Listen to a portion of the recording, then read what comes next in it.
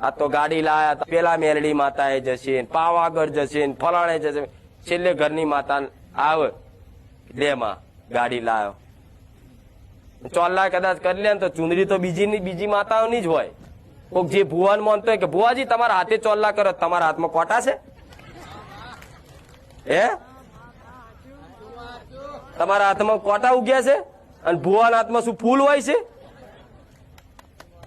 કે લાવો ભુવાજી તમે ચોલ્લા કરી આલો. અરે આ બધી માનસિકતા બધી કાઢો બહાર. તમારા ઘેર સાધન આવ્યું તો કોઈ ભુવાને બોલાવવાની જરૂર નહીં, કોઈના હાથે ચોલ્લા કરાવવાની જરૂર નહીં. તમારી ઘરની એક નાની અમથી કુવાસી હોય ને એના હાથે ચોલ્લા કરાવજો. જગતમાં કદાચ હું માતા એવું કઉ છું, સાધને તમારી માં બેહી જાય, પણ વિશ્વાસ તો તમને પારકી માતાઓ પર જ વધારે છે. ફલાણા ભુવાજી ચોલ્લો કરે તો ખરું, એટલે તો જો કોઈની ગાડી ચોલ્લાય નહીં કરતી હું, અગર રોજ લાઈન થાય 2 કલાક તો મારે ચોલ્લા કરવામાં જ જાય.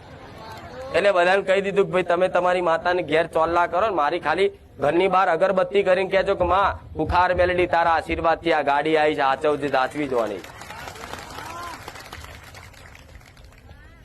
આ શું ખોટું? મારા જેવી માતા તો મળે તમને આવું?